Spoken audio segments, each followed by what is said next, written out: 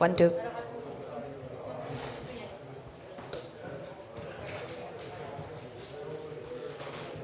All right, it's never seen before. We're going to start early at a crypto conference.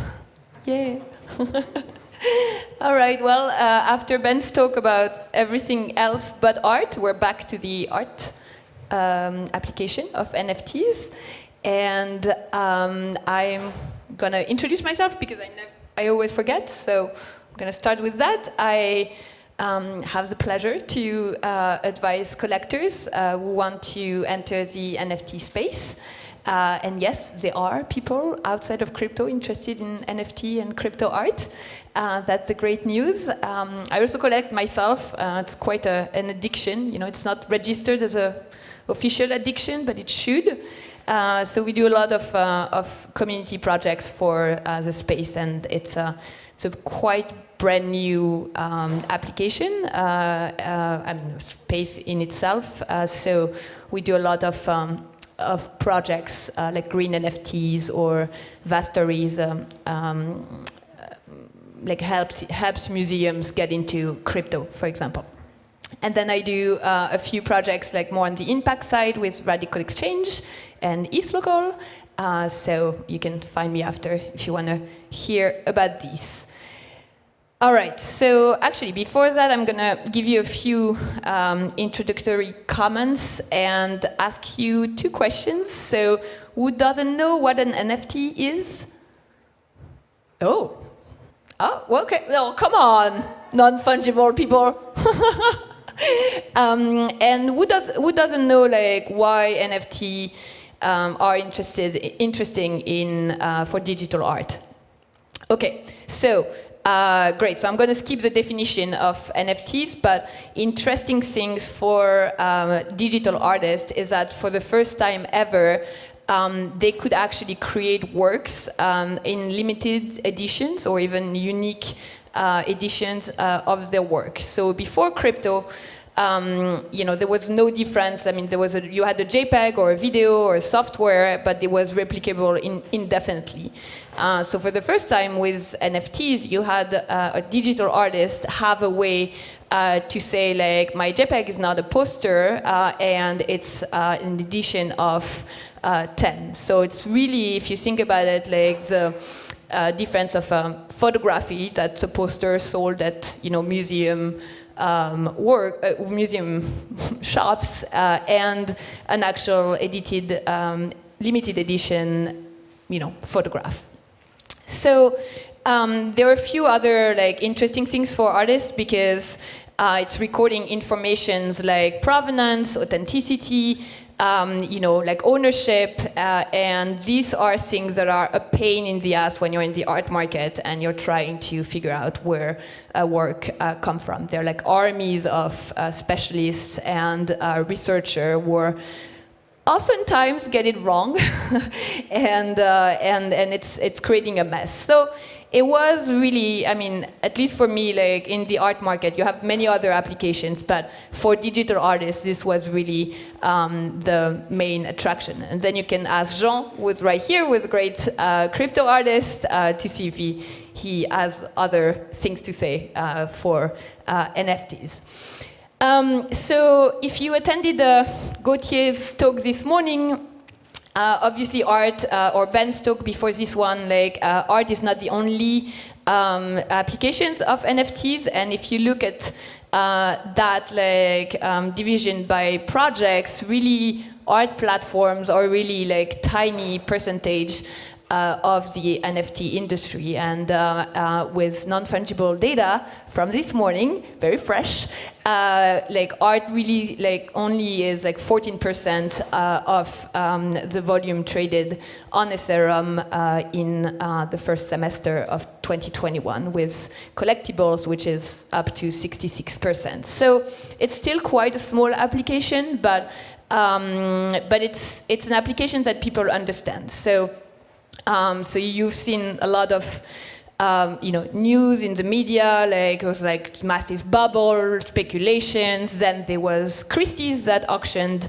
the Beeple work, and And then like chaos like started. Like the art market was like, what is this shit? Like I don't like it. This is bad art. Like started like studying like Beeples in detail. And it really like revived like passions, and like, you know, you either like love it or hate it.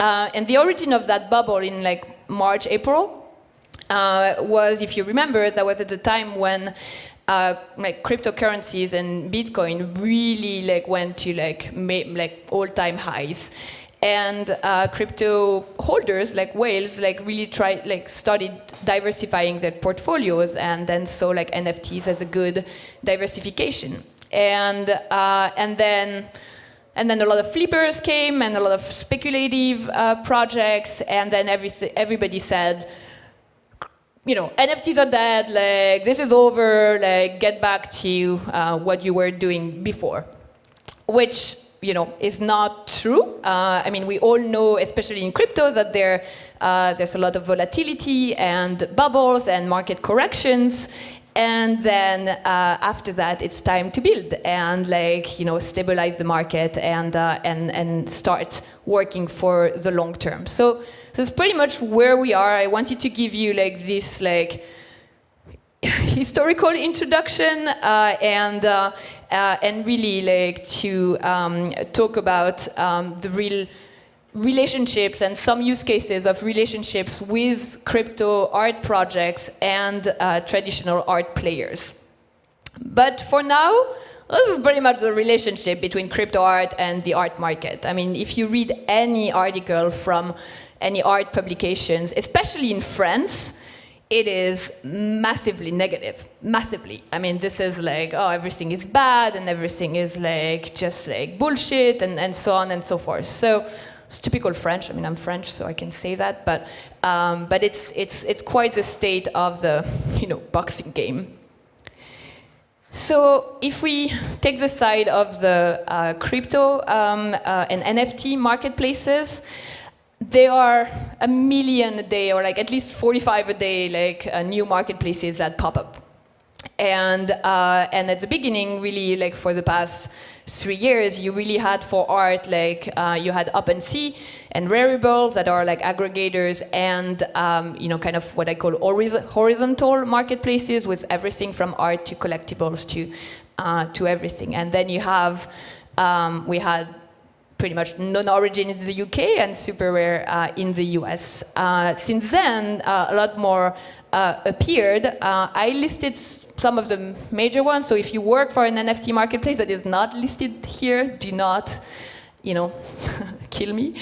But, you know, this is just to give you an idea. So as I said, like, so Rarible, OpenSea, Zora, and NFTs and Hicketnunk are permissionless, which means that like everybody, even my daughter, actually can create NFTs and list them on these platforms. Then you have the invitation only, which a lot of people have called curated marketplaces, and I will kill you if you say they're curated. They are not. They're invitation only, and there's a big difference. So we can debate that after that talk. But to be on super rare, non-origin, Maker's Place, this little guy here is Foundation or Nifty Gateway. You either have to be like very good friend with the founders, or you know, apply and wait for your applications to go through. And then you have the curated, like very specialized marketplaces, and you know, like there are a few, like it's the one that work with a very small set of artists, and even these ones, like you could argue with me that they're not fully curated, but Folia is a nice like small project from Berlin. Blank.art has worked with very few artists, including Sarah, which I'm blanking on her name. Palm is the infamous new, like actually sidechain on which Damien Hirst is launching his project. We'll talk about that later. And Snark.art is a platform that actually now focuses on Russian artists. So these are the ones like, so it's NFT marketplaces involved in art. And then on the other end, you have the traditional art players who are now getting involved in NFTs. And I'll pass quite quickly because I want to go to the use cases, but this is very opportunistic right now. So if you think about, like, if we take auction houses, what is an auction house? An auction house is a broker between finding inventory, finding the sellers, and connecting them and to buyers that they find with their armies of specialists, who are all salespeople. And auction houses saw this opportunity, and there are a lot of CryptoPunks already that have been sold at some of these auction houses, and it's a very opportunistic move. It's also a risky move, so it's not like it's great that they're getting involved, but it's still very opportunistic.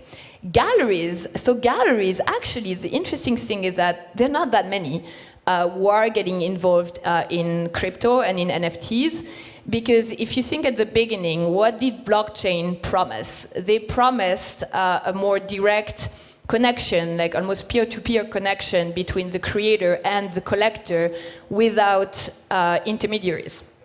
So they said, great, we are giving back the value to the creator, meaning we are killing the galleries, or the bad guys taking the high fees, which is true. They were taking up to 50% of the artist's proceeds, but what we forgot in the meantime is that galleries, the good ones, were actually taking a fee by providing a service to the artists, supporting them in marketing, in PR, in even technical support. And now, if you ask the artists, they're quite left to themselves, to figure it all out. They're now their chief marketing officer, chief technology officer, chief PR officer, and a lot of them are I don't want to talk about my art. I just want to create art. I'm not good at that, and it's slowly, Pace is now getting more involved, but they all have this wait and see position, the more traditional art galleries.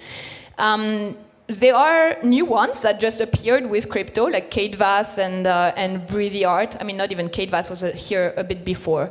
But a lot of the ones that are interesting to follow are the digital art galleries. So digital art, as I said, it's always been a niche and not very regarded in any, as a real piece of the contemporary art market. But there are a few Beatform in New York, Left Gallery in LA, Left Gallery in Berlin, Transfer in LA, who have been dealing with digital art for now many, many years, and are bringing this expertise. So it's quite interesting to actually follow what they say, because they know the needs of the artist. Anyway, so that's kind of my take on it. I'm sure there are many different other takes.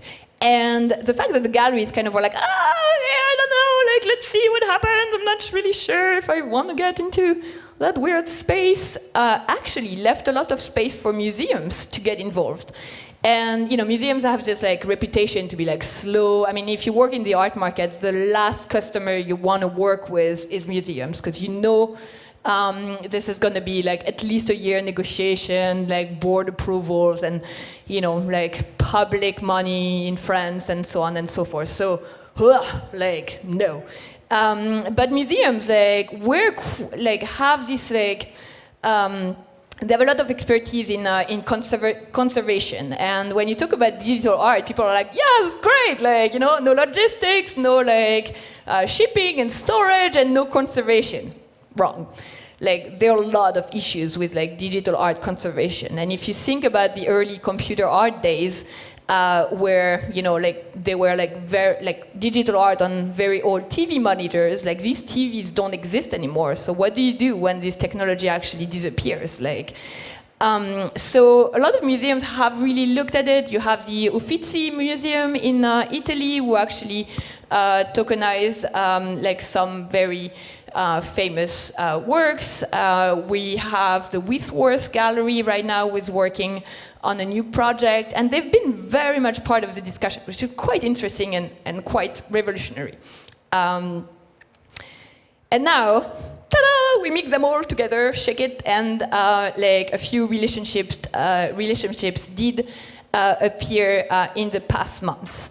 And here I'm listing more of the transactional ones, like with like NFT marketplaces who partnered with like auction houses, mostly actually, to sell works. And I'm gonna actually talk about a few of these. So don't get me wrong, I'm listing like pros and cons because this is all great and like, but this is extremely new and even the auction houses or the NFT marketplaces, they're discovering what they're doing by doing it.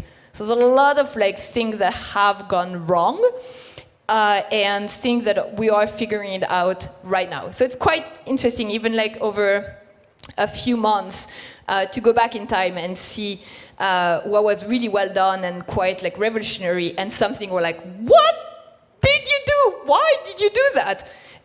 So the first use case was Beeple, of course, like that sold at Christie's on March 11th for $69 million. And it was, you know, we can't say like anything different. It put the mainstream eyes on NFTs and put it on the radar for people to actually understand the value of that technology. And Christie's has an amazing marketing and PR force. So this was like a very positive impact on the NFT market. And then they accepted like crypto payments. And even for their buyers premium, which is quite high, it's between like 13 and 25%. And at the last moment, when they saw that the highest bidders was Metakovan, so a crypto whale, they did accept crypto payment not only for the main price, but also for the buyer fees, because Metakovan could absolutely not pay the buyer's premium in dollars.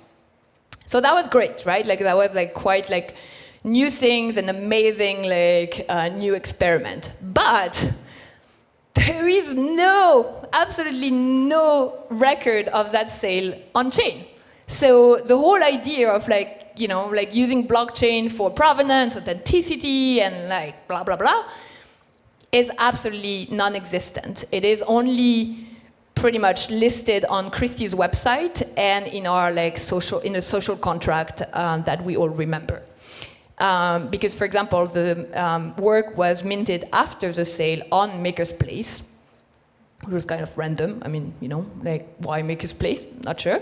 And all the sale payments, so all the transactions were done on Christie's website, which, having worked at Christie's, is quite antiquated and not connected to blockchain.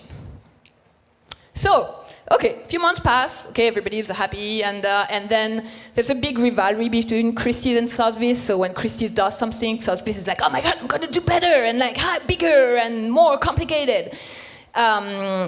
It's you know, it's been going on for centuries, so it has been the case as well with crypto art. So PAC was kind of the Satoshi of NFTs, like because we don't know who they are. They never, even at panels, like they actually text an interpreter who actually answer for them. I mean, we say them because we don't know if it's a collective, a woman, a man. And PAC actually sold the fungible collection at Sotheby's via Nifty Gateway. So everything was done on Nifty Gateway. So at least, okay, this is great. Like this is a partnership with a crypto platform.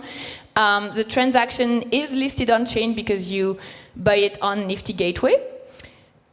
Minus or cons of like what happened there is that Sotheby's kind of disappears in that transaction. Like you purchased, and I purchased one, like, I mean, it was quite a complicated project, I'm not gonna explain now, but you purchased like a work by PAC on Nifty Gateway. There is absolutely no record of Sotheby's on chain. So it's kind of like purchasing a work by pack, like, you know, somewhere else. Like, it doesn't really list Sotheby's anywhere. And Nifty Gateway, all right, not the most decentralized platform, so I'm not going to get into that. But again, if you want to find me after a few drinks, I have a lot of things to say. So, all right, again, a few months later, we're in June. And I pass, like, you know, it's a lot more. But Bonhams actually presented a sale called Crypto OGs, the pioneers of NFT art, and partnered with Super Rare. Great! It's a decentralized platform! Yay! Okay, so it's a little better. And one great thing that actually, was the first time that they were doing that was that the artworks were actually minted by the artist on Super Rare, and the artist transferred the NFT to Bonham's account on Super Rare. So you have a trace that Bonham's, the auction house, is involved. And then you're like, great, I'm gonna bid on Super Rare and everything will be on chain. Nah, no, the bids were only accepted on Bonham's, and so that they could have their buyer's premium and all the fees actually accounted for. And because of that, the transaction is not listed on chain, because what happened is that the artist minted it, transferred it for, as a gift to Bonham's, and then Bonham's transferred it to the winning bidder, but without record of the price. So transaction and the price are not listing on chain. And Bonham's really doesn't know the crypto art market and did not really attempt to do it. So all the marketing had to be done by the artists themselves on Twitter. And one work on that sale was from PAC, and it was a brilliant work that actually had to change hands every 28 days, otherwise it would disappear. And if you read the description of that work on Bonham's, there is nothing, and everything was done by PAC on Twitter. All right, then July. Okay, we're almost here. This auction house, Italian auction house called Cambi, actually partnered with MOCDA, which is Museum of Contemporary Digital Art, and it's a group of curators of crypto art, and Super Rare to do this sale called Dystopian Vision. And so first, yes, they partner with the decentralized marketplace.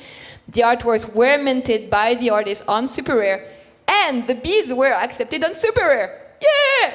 And they did an awesome opening in person at the auction house, and also in a metaverse, in Arium, with talks in 3D environments. So this was really great. But we still have some place to improve, because there is no mention of Cambi online. So the way that Bonham's had the works in their Super Rare account did not happen here. But we're getting there. See, there's fewer and fewer cons of all this. So we're still at this point where we're still remember the slide with the boxing game? We're still you hate it, you love it, there's really no middle ground. And there's really two options for the future of crypto art, relationship with the crypto art and the traditional art market. It's towards the convergence where we can really see the actors work together and apply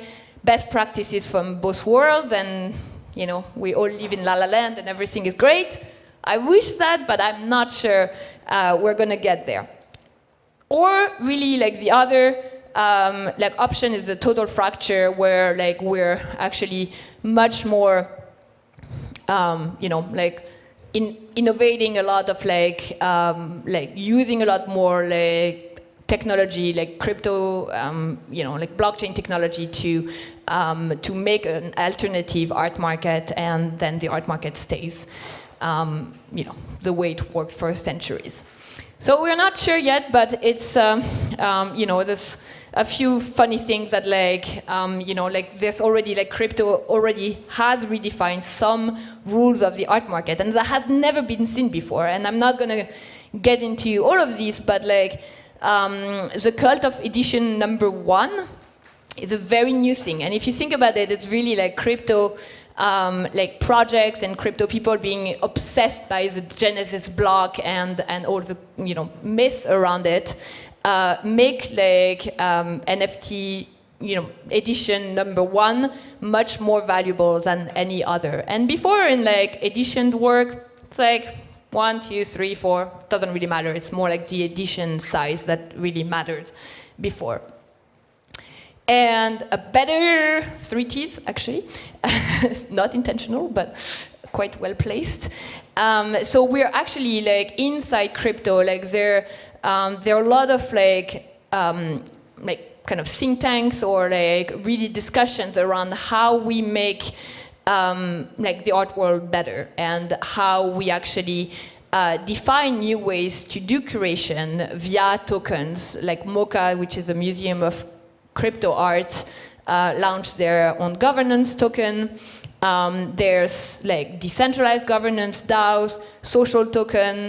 Like there's a lot of like experiments on like, Smork was actually like a currency created by Hakatao, and some of his work actually are only available in that currency. So it's quite very nascent and very new, but it's very it's fascinating to me. And Dada, for example, Dada is one of the early social platform where you do discussions via drawings. It's not like a marketplace. And they're really trying to redefine how artists are being paid, not just because they're popular and like their work is very expensive, but trying to really look at other models and auctions and then how to implement UBI, for example, for the art market. So this is me. If you have any questions or you look like this cat, don't worry, there are a lot of resources. So you can, I have a newsletter that I do for clients and I opened it to everybody on what's happening. And actually lalart.io is a Notion site on resources on art NFTs. So feel free to browse. And yeah, I'm Fanny, so there's not that many Fannys, so you can find me. But thank you.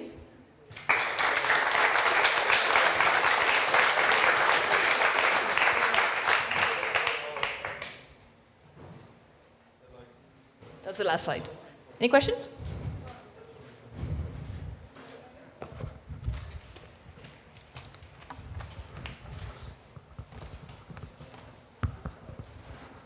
So, thinking about the marketplaces, you mentioned that there are invitation-only, curation, and permissionless. From what I've noticed, the invitation and curation tend to command higher prices.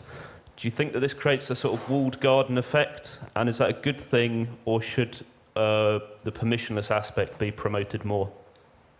So it's a very interesting question because we're going back to what curation actually means, right? I mean, this is where the reason why I said like invitation-only platform, not curated, is because this is the gatekeeping. Like because when you're a platform, you have a financial interest of picking an artist that is going to bring you more revenue.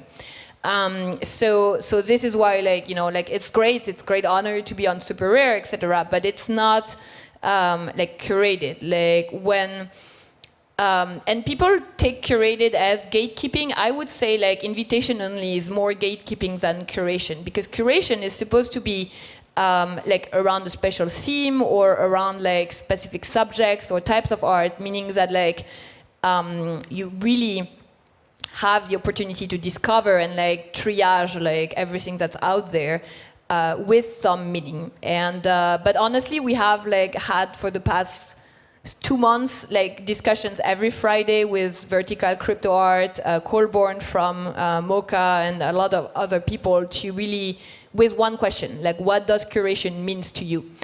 Because they're very, very strong feelings about it. And some people, and in 2018 it was like the word you could not pronounce, because if you were at an art and blockchain like talk and you pronounce the word curation, and it was not like such a accepted use case at the time, like everybody was like, we're decentralization maximalists. Like, you can't re-centralize. And we're like, okay.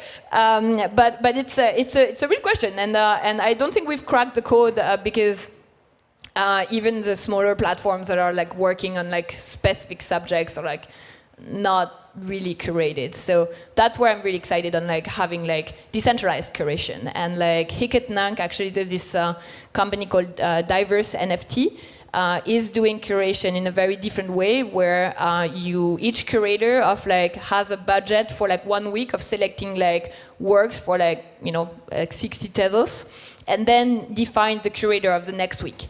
And then so on and so forth, so that like it's actually diverse enough and decentralized. But any idea welcome as well.